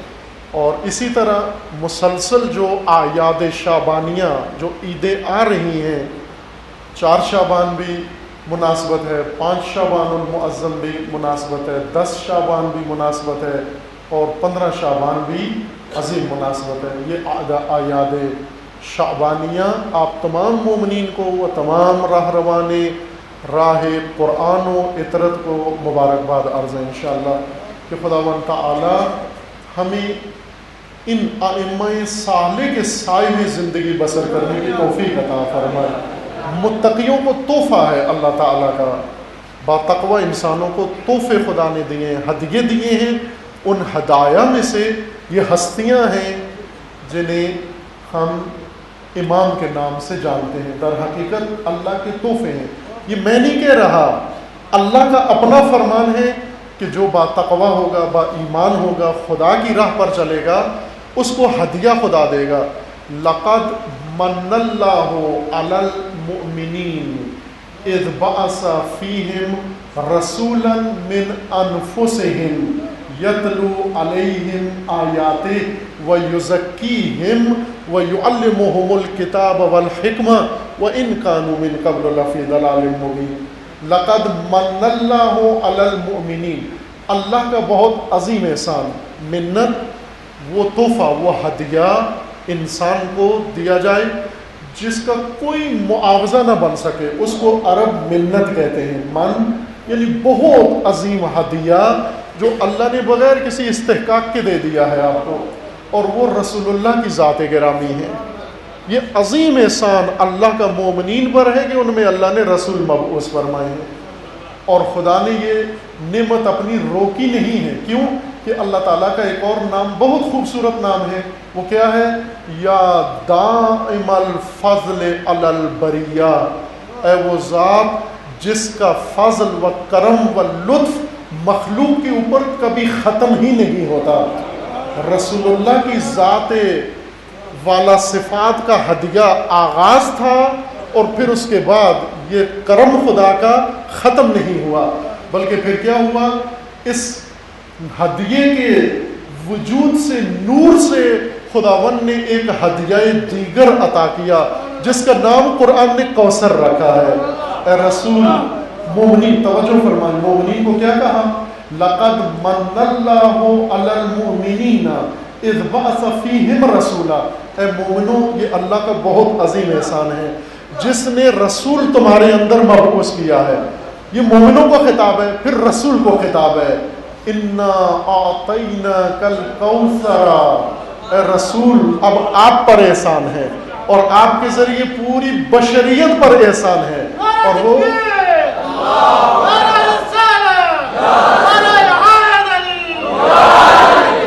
اے رسول یہ آپ پر بھی احسان ہے اور پوری بشریت پر احسان ہے، قیامت تک آنے والی انسانیت پر احسان ہے.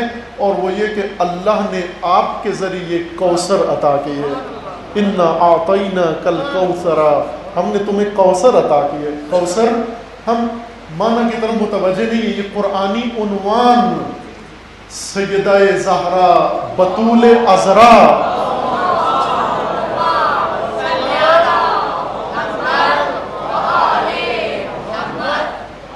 اللہ نے یہ نام جبریل کے ذریعے مقرر فرمایا. کوثر،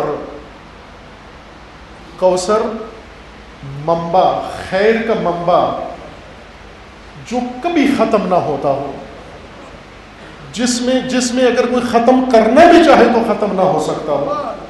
اس خیر کے منبع کو، نہ ختم ہونے والے خیر کے منبع کو قرآن کوثر کہتا ہے. اور وہ ہدیہ رسول اللہ کو دیا. رسول اللہ نے وہ ہدیہ امت کے سامنے پیش کیا.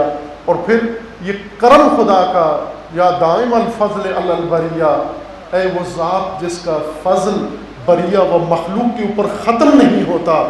کوثر کے بطن مبارک سے خداوند تبارک و تعالیٰ نے دو خیر کی ایسی نہریں جاری کر دیں. ایک کا نام شبر رکھا اور ایک کا نام شبیر. ایک حسن کہلایا اور ایک حسین. اور یہ وہ دو نہر و دریا ہیں نور خدا کے جو کوثر کے بطن سے امت کو عطا کیے، بشریت کو ہدیے عطا کیے. آج اس اللہ کے احسان عظیم کا دن ہے مومنین. آج حسین علیہ السلام کی ولادت باسعادت کا دن ہے، 3 شعبان. لقد من اللہ علی المؤمنین، اے پروردگار شکر گزار ہے تیری بارگاہ میں اس ہدیے پر جو تو نے حسین علیہ السلام کی شکل میں و صورت میں تمام عالم ہستی کو عطا کیا ہے. اور اے اللہ ہم شکر گزار ہیں کہ تو نے ہم سب کو حسین کا نام لینے والوں میں سے بنایا ہے. یہ بھی تیرا احسان ہے، چونکہ اللہ نے اپنے ہدیے تو دیے لیکن ایسی اندھی مخلوق بھی موجود ہے، بے بہرا بھی موجود ہیں، غافل بھی موجود ہیں جو ان ہدیوں کو پہچان نہیں سکے.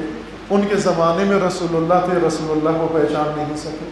ان کے زمانے میں کوثر زہرا موجود تھی لیکن زہرا کے مقام کو پہچان نہیں سکے. اور ان کے زمانے میں حسین موجود تھے لیکن حسین کو پہچان نہیں سکے. اے شیعہ جتنا فخر کرو کم ہے. الحمدللہ الذی جعلنا من المتمسکین بولایت علی ابن ابی طالب و آلہ. اے پروردگار تیری حمد و ثنا کرتے ہیں کہ تو نے ہمیں ولایت علی سے تمسک کرنے والوں میں سے بنایا ہے اور آل علی سے تمسک کرنے والوں میں سے بنایا ہے. عزیزان یہ عظیم و مبارک مناسبت مومنین کے لیے ہدیہ الہی ہے و اس ہدیہ پر شکر کا مقام ہے.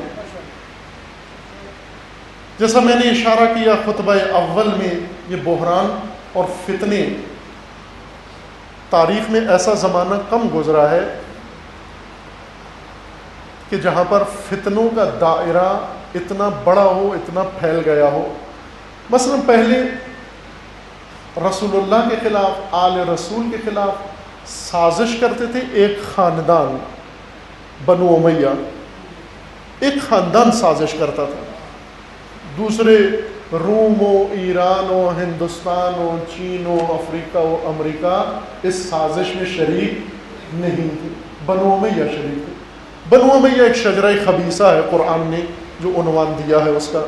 خوب یہ خاندان یہ سازش کرتا تھا. اس کے بعد بنو عباس آئے، اگرچہ ان کا تعلق ایک جہت سے رسول اللہ سے تھا لیکن جو طریقہ اپنایا وہ رسول اللہ کا نہیں بلکہ بنو امیہ کا اپنایا، اور بنو امیہ سے بھی بڑھ کر ظلم و ستم کیے. اور پھر اس کے بعد ایک ایک کر کے خاندان اور ایسے شیاطین حکمران آتے گئے۔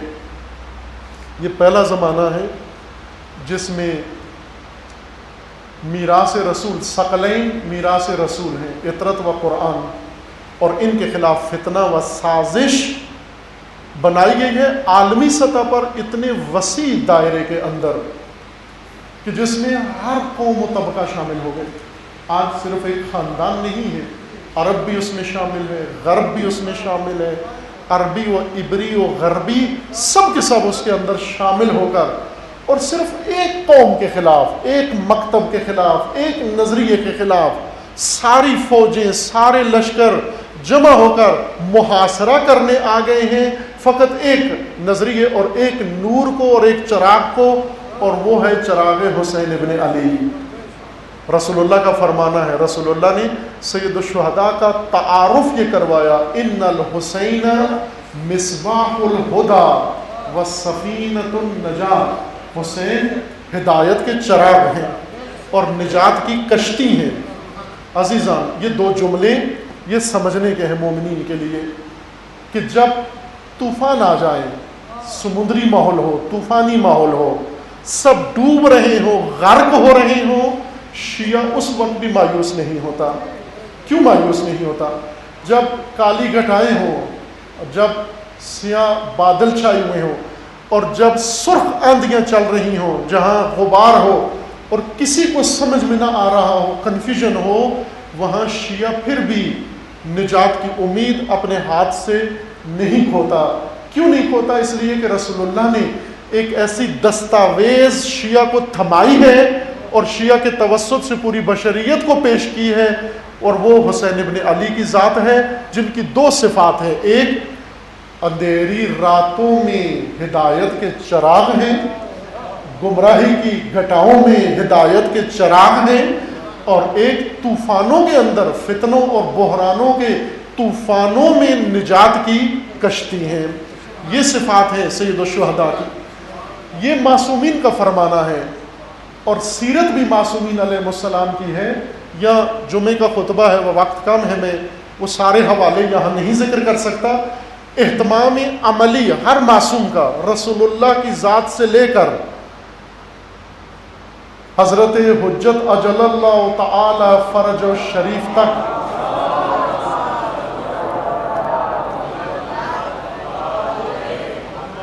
ہر معصوم کی سیرت، عملی سیرت اس بات پر قائم ہے۔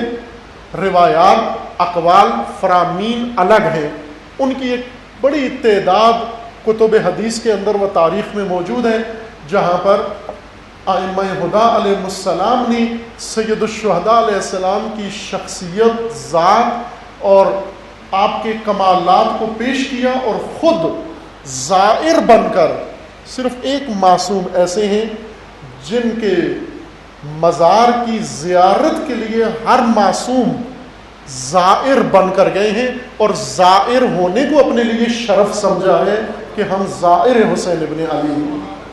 یہ ایک مقام فقط سید الشہداء کو نصیب ہے۔ سید الشہداء کے مزار کے قریب، بہت زیادہ فاصلہ نہیں ہے، شاید 100 کلومیٹر یا اس سے اوپر نیچے ہوگا، نجف موجود ہے، کربلا کے قریب ہے۔ امام اول کا مقبرہ و روضہ اور ظاہر شان امیر المومنین سب کے لیے واضح و نمایاں ہے، جو اللہ نے مقرر کی ہے وہ بلند کی ہے، لیکن اس کے باوجود تاکید تمام مومنین کو نجف جانے کی نہیں بلکہ کربلا جانے کی ہے۔ ایک بہت بڑے فقیہ گزرے ہیں، شیخ جعفر کاشف الغطا ان کا لقب تھا، ان کی کتاب ہے کشف الغطا، اسی کی وجہ سے ان کا لقب بن گیا کاشف الغطا۔ تاریخی کتاب، تشیع کے مضبوط ترین کتابوں میں سے، متن میں سے ایک یہ کتاب ہے کشف الغطا، جس کے مصنف شیخ جعفر کبیر کاشف الغطا ہیں۔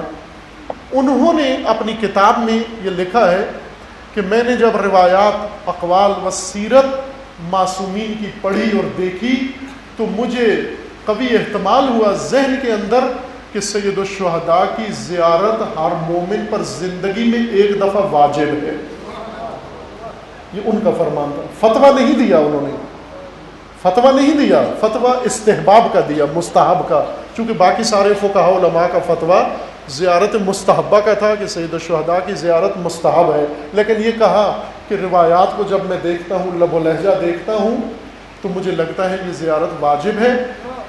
چند سال قبل ہم نے عشرہ محرم میں انہی روایات کو موضوع قرار دیا تھا، اگر پسند فرمائیں مومنین و جوانان اس کی طرف رجوع کر سکتے ہیں۔ وہ روایات ہیں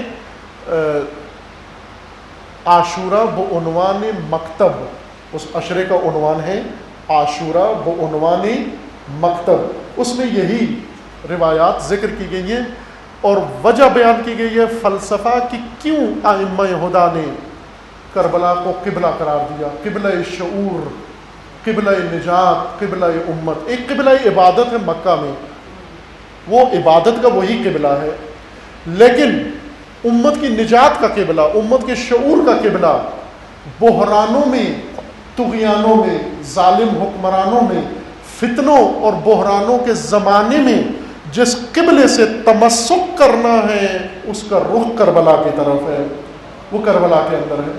لہذا حکم دیا گیا کہ آپ عمر میں ایک دفعہ ضرور جاؤ، بلکہ روایات میں ہے کہ اگر پیسے نہیں ہیں قرض لے کے ایک دفعہ کربلا ضرور جاؤ۔ کسی اور زیارت کے لیے اتنی تاکید نہیں کی گئی۔ کیوں جاؤ؟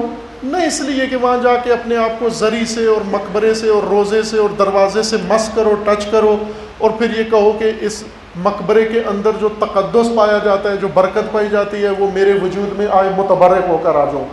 وہ پہلو تمام مقبروں میں اور زیارتوں میں ہے۔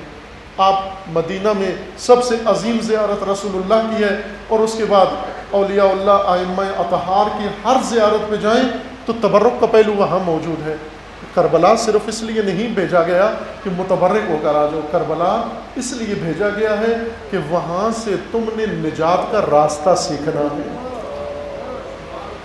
نجات کا راستہ سیکھنا ہے کہ کس طرح بحرانوں میں، طغیانوں میں، طوفانوں میں کس طرح زندہ رہتے ہیں۔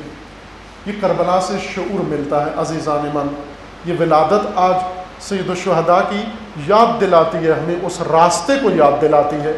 عقیدت الحمدللہ، سبحان اللہ، کے پاکستان میں عقیدت سب سے زیادہ ہے۔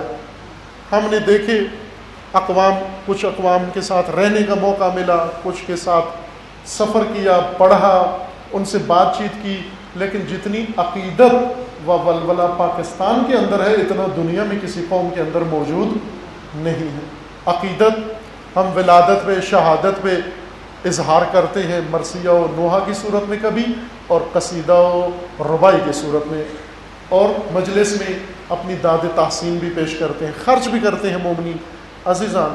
لیکن سب سے اہم چیز جو ہمیں کربلا سے و سید الشہداء کی ذات سے حاصل کرنی ہے، حسین علیہ السلام آج کی مشکلات کی نجات کا ذریعہ حسین ابن علی ہے، تشیع کے لیے بھی اور بشریت کے لیے بھی، پاکستان کے لیے بھی اور پوری زمین کے لیے حسین علیہ السلام کا راستہ نجات کا راستہ ہے۔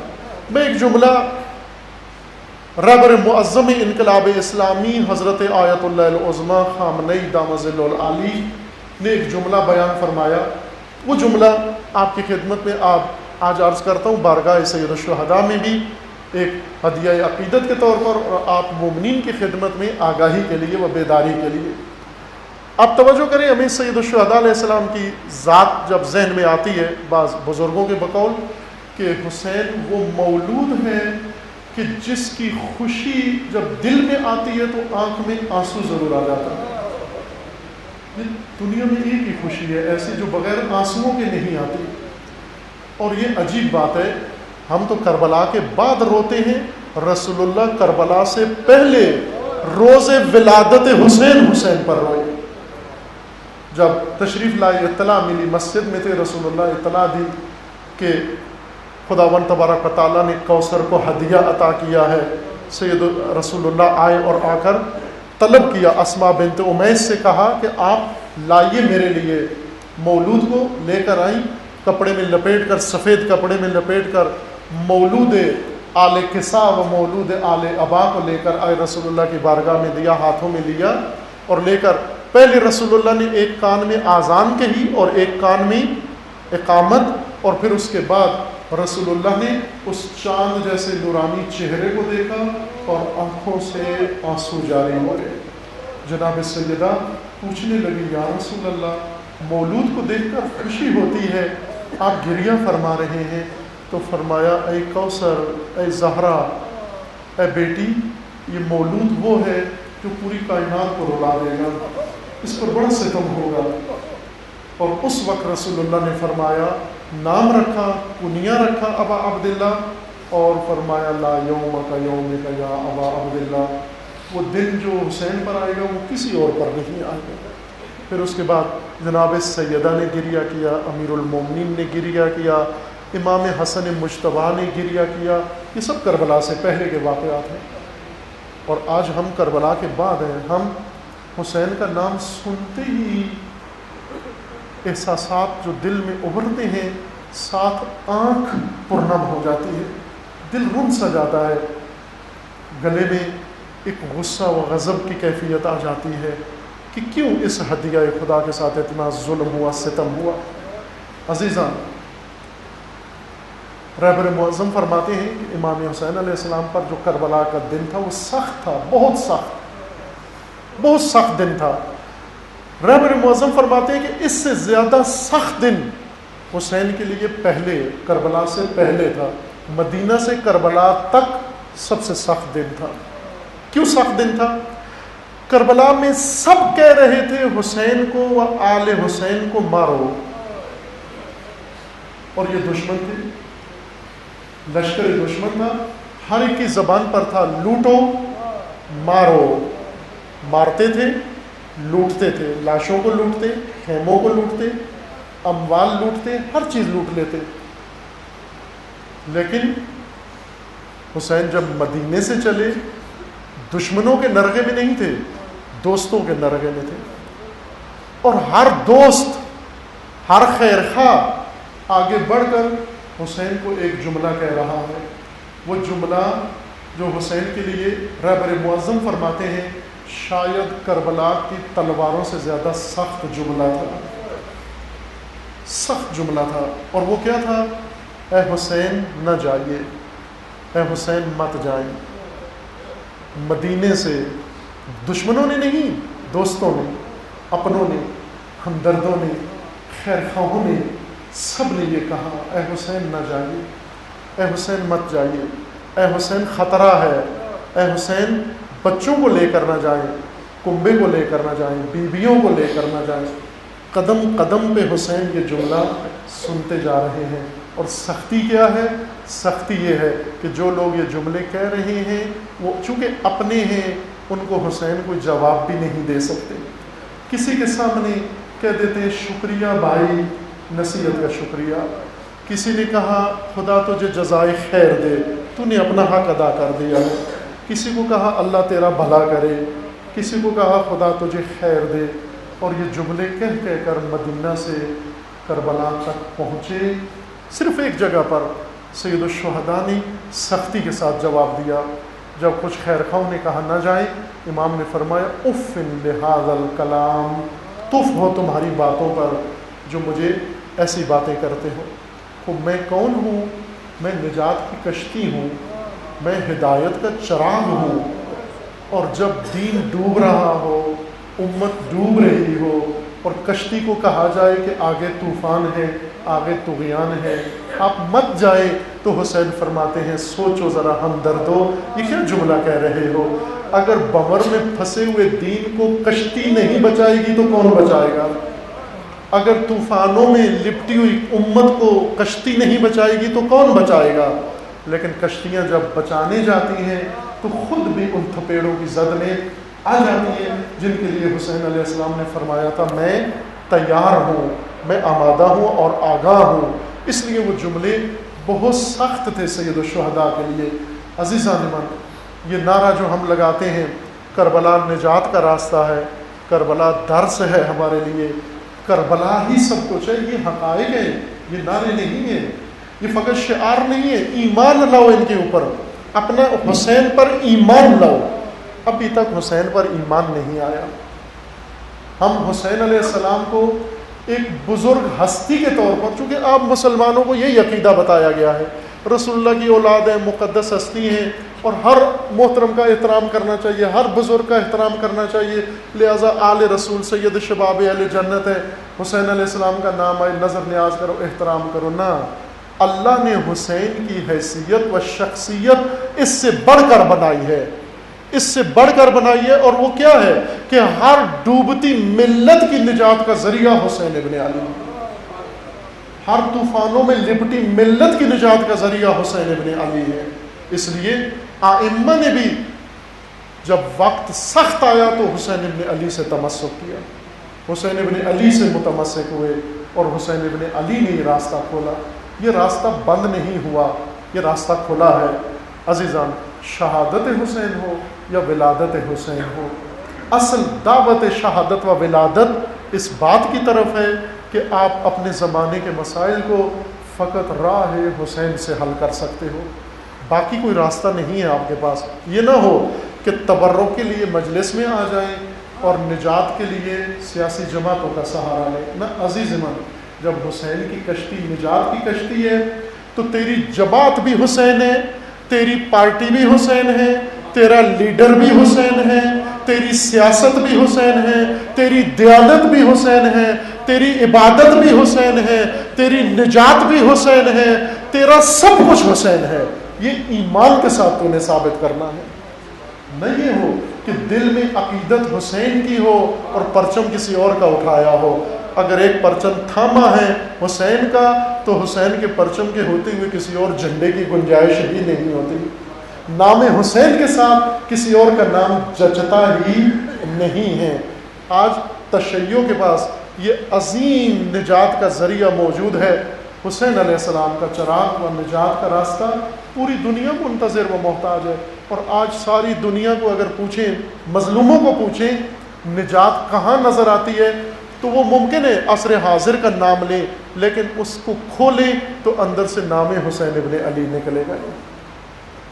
حسین ابن علی نجات کا ذریعہ ہے. یہ سیرت پاکستان کے لیے ضروری ہے، چونکہ وہ ولولہ و جذبہ و عقیدت جو پاکستان کے اندر ہے وہ دوسری قوموں کے اندر موجود نہیں ہے. لیکن انہوں نے نام حسین تھاما، راہ حسین تھاما اور نجات پا گئے.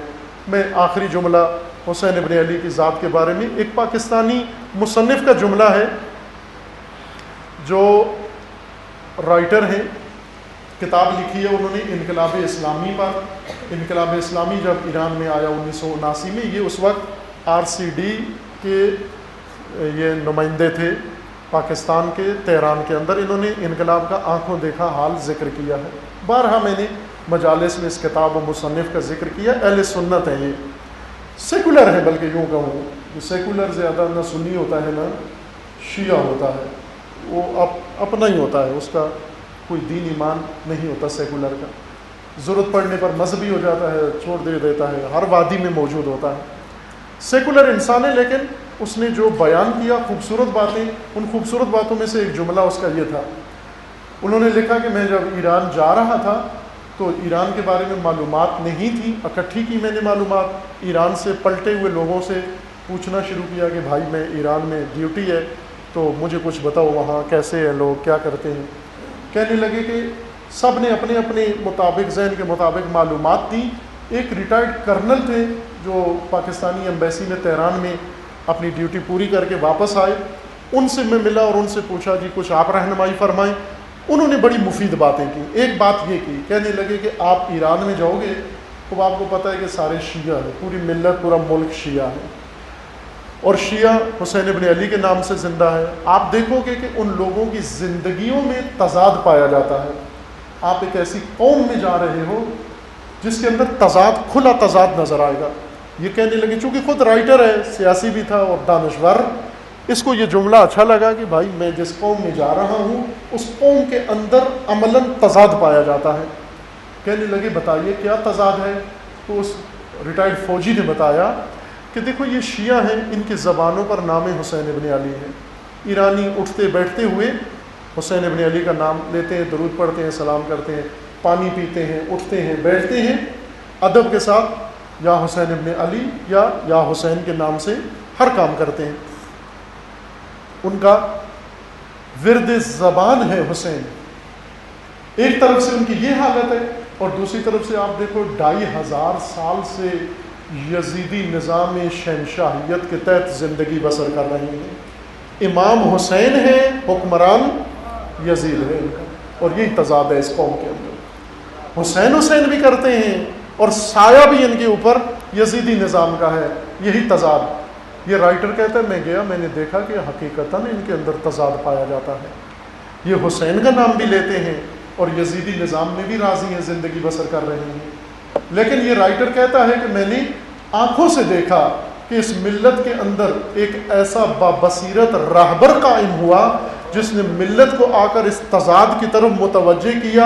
اے ایرانیوں، یہ تضاد ہے، تمہیں ان دونوں میں سے ایک کو چھوڑنا پڑے گا، یا حسین کو چھوڑ دو یا شہنشاہ کو چھوڑ دو. ایرانیوں نے اپنے رہبر کو جواب دیا، اے رہبر بابصیرت، حسین ہماری نجات ہے، حسین ہمارا ایمان ہے، حسین ہمارا دین ہے، حسین ہماری حیات ہے وہ آخرت ہے. ہم شہنشاہ کو چھوڑ سکتے ہیں، حسین ابن علی کو نہیں چھوڑ سکتے. اور وہ رائٹر لکھتا ہے کہ میں نے لوح ایام نام ہے اس کتاب کا، پڑھ سکتے ہیں آپ. انہوں نے لکھا کہ میں نے اپنی آنکھوں سے دیکھا اس قوم کو تضاد سے باہر نکلتے ہوئے. یہی قوم اپنے ہاتھوں سے یزیدی حکمران کا تختہ الٹ کر پرچم حسین اپنی مملکت میں بلند کر دیا انہوں نے.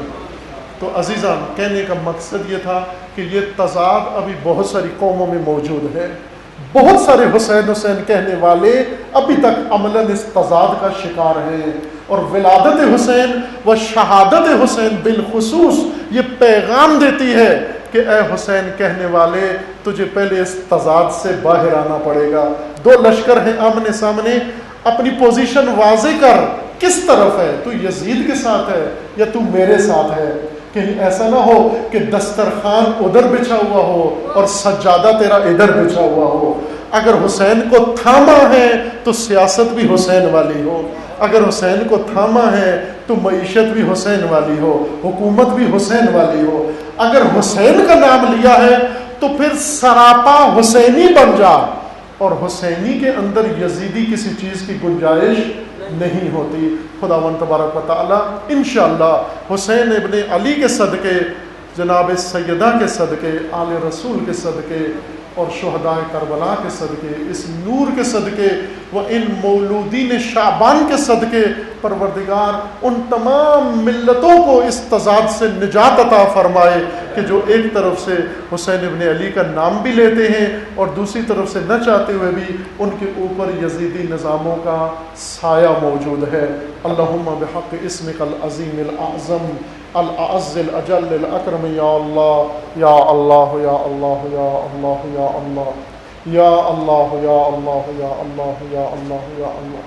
خدا بندہ بحق حسین ابن علی، بحق فاطمہ زہرا، بحق حرمت رسول اللہ، بحق حرمت آل رسول، بحق اسماء حسنہ خود، بحق اولیاء، بحق قرآن، پروردگارہ امت اسلامیہ کو ظلم و ستم سے نجات عطا فرما، ان ظالمین کو ظلم سمیت نیست و نابود فرما، ملت یمن کی مدد فرما، ان متجاوزین کو حامیوں سمیت نیست و نابود فرما، ملت عراق کی نصرت فرما، پروردگارہ فلسطینی ملت کی حمایت فرما، ان فتنہ گروں کو فتنوں سمیت نیست و نابود فرما، فتنہ تکفیریت کو نیست و نابود فرما، اس کے بانیوں اور حامیوں کو رسوا فرما، حزب اللہ کو کامیابی عطا فرما، سید مقاومت سید حسن نصر اللہ کی حفاظت فرما، رہبر معظم انقلاب اسلامی کا سایہ دراز فرما، انقلاب اسلامی کو دشمنوں کے شر سے محفوظ فرما، انقلاب اسلامی کو انقلاب امام زمن سے متصل فرما،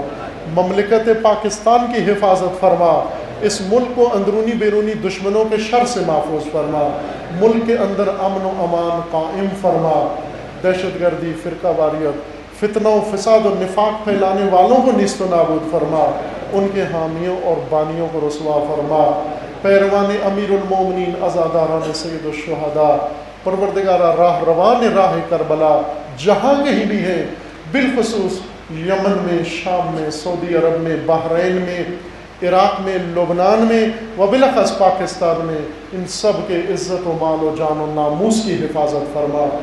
دشمنان تشیع اگر قابل اصلاح نہیں ہے انہیں نیست و نابود فرما۔ اپنے ولی حق ولی اللہ العظم اجل اللہ تعالی فرج و شریف کا جلد از جلد ظہور فرما۔ ہمیں حضرت کے آوان و انصار میں سے ہونے کی توفیق عطا فرما۔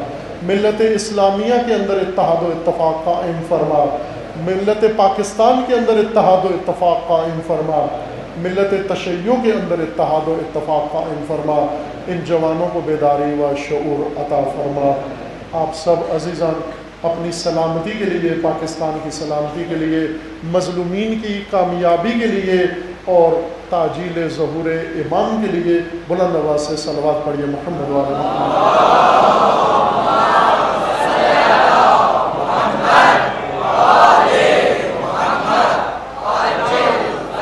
اعوذ باللہ من الشیطان الرجیم، بسم اللہ الرحمن الرحیم۔